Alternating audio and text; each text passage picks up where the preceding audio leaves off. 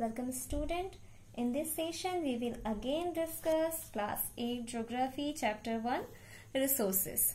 In previous video we have already discussed that what is resources, that everything that use for us, that fulfill our need, which known as the resources. Everything that your surrounding, our surrounding, हमारे आसपास जो भी है, जो हमारे use के लायक है या हमारे नीड्स को कंप्लीट कर रहा है, विच is the resources and various classification, also seen the various classification of resources.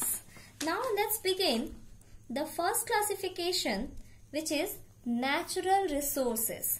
Natural resources, the natural resources are those resources which occur naturally in our environment that can be used without much modification.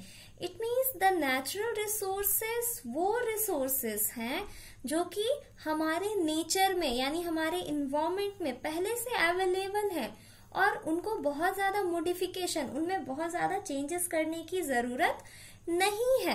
Such an example river water. Water जो कि कहाँ से मिल रहा है, river से मिल रहा है या ग्लेशियर से मिल रहा है या ओशियन से मिल रहा है, जिसमें बहुत ज्यादा मॉडिफिकेशन करने की जरूरत नहीं है.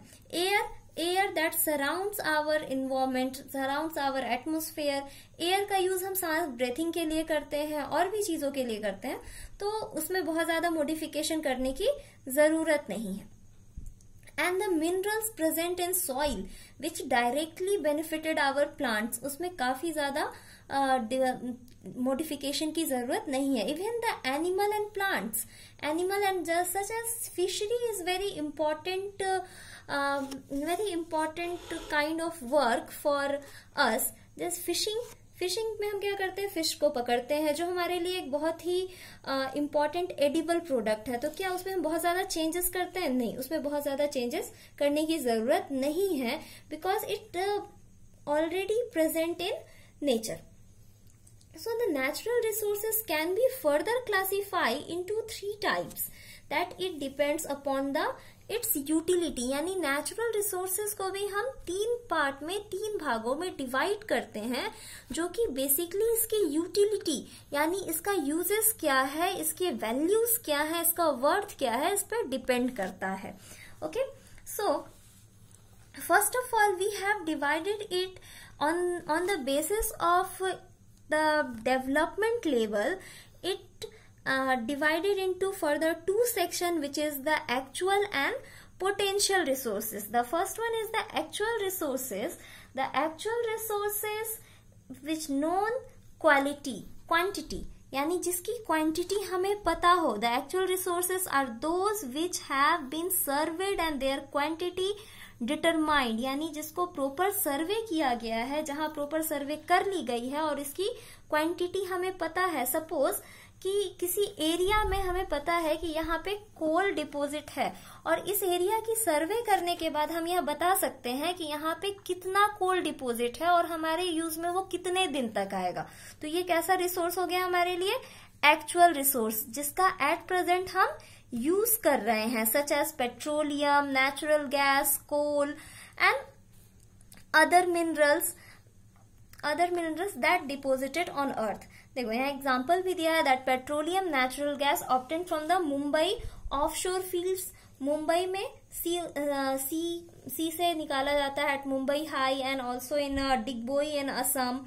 And in largest coal deposit also found in India, which is found in Jharkhand, Odisha, West Bengal, Bihar, Chhattisgarh, Madhya Pradesh, and also the Panna diamond belt, the only diamond producing area in our country, it at Madhya Pradesh और some part of Uttar Pradesh. तो अब यहाँ क्या है, हमें पता है कि डायमंड की क्वांटिटी इस डायमंड बेल्ट में कितना डायमंड है और वो हमारे कितने दिनों तक काम आ सकता है, और जिसका हम आज के डेट में यूज कर रहे हैं, which is known as the actual resource. Now second one is the potential resource, the resource which entire quantity is not known, यानी जिसकी हम क्वांटिटी को नहीं जानते हैं. Okay, the potential resources are those which exist in region and may be used in the future. Suppose if there is a some kind of mineral available in area, हमें पता है कि यहाँ पे सो एंड सो या कोई भी एक मिनरल यहाँ पे प्रेजेंट है, लेकिन कितनी मात्रा में प्रेजेंट है ये नहीं पता है। इसके अलावा हमारे पास शायद अभी इतनी टेक्नोलॉजी नहीं है जिससे हम इसका यूज कर सकें, सो दैट हमें पता है यहाँ पे है, लेकिन कितना है ये नहीं पता। तो मे बी इन फ्यूचर, शायद आने वाले दिनों में हमारे पास इतनी टेक्नोलॉजी हो कि हम इसका पता कर सके और फ्यूचर में इसे यूज कर सके। तो ये हमारे लिए क्या है, पोटेंशियल रिसोर्सेस। अब now listen the basic difference. Actual resources, the quantity is known, and potential resources, the quantity is not known. Okay, actual resource में हमें पता है कि इसकी क्वांटिटी क्या है, कितनी है, किस अमाउंट में है, प्रॉपर सर्वे किया गया है। लेकिन पोटेंशियल रिसोर्सेस में हमें ये नहीं पता है कि वो पार्टिकुलर मिनरल और पार्टिकुलर रिसोर्स किस अमाउंट में अवेलेबल है। पर इन फ्यूचर में भी हम ऐसी टेक्नोलॉजीज डेवलप कर लें जिससे हम इसका पता लगा लें और फ्यूचर में इसे यूज किया जा सके। Okay, such an example the uranium deposit found in Ladakh। Okay, uranium deposit जो कि लद्दाख में अवेलेबल है वो हमारे लिए पोटेंशियल रिसोर्सेस है, क्योंकि uranium can be use to develop nuclear energy power, जिसके लिए हमारे पास शायद अभी इतनी प्रॉपर टेक्नोलॉजी अवेलेबल नहीं है जिससे हम लद्दाख में जो यूरेनियम डिपोजिट है वो वहां के इन्वायरमेंट को बिना नुकसान पहुंचाए निकाल सके। सो दैट इन फ्यूचर में भी हमारे पास इतनी टेक्नोलॉजी होगी तो हम उसे यूज कर पाएंगे। So the uranium deposit in Ladakh is a potential resources for India.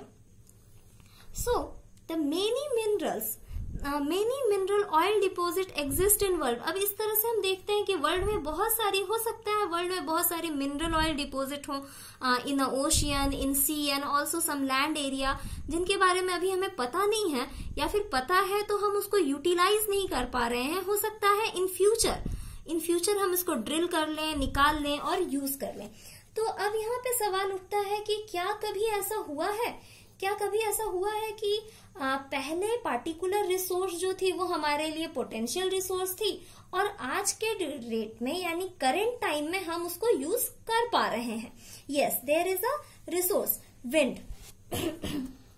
Wind also is a resource.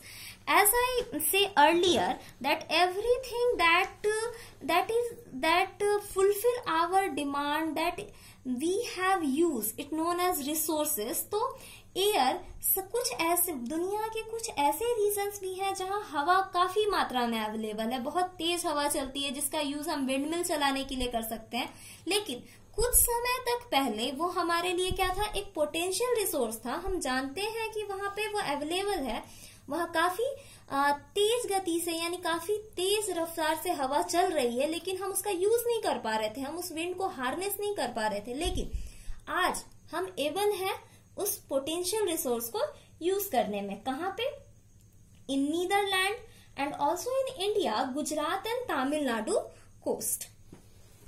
Okay, now the next point, the natural resources further classified on the basis of its origin।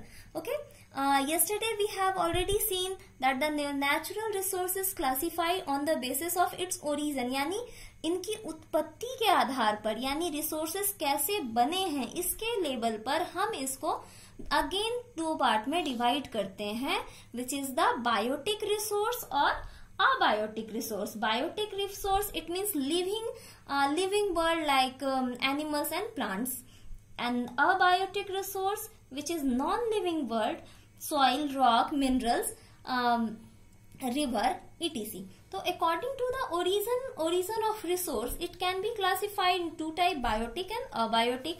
The biotic resource are those which are obtained from the biosphere like animal, fish, bird, forest, यानी हमारे आसपास जो भी living organism है, living thing है, these all are included into the biotic resource।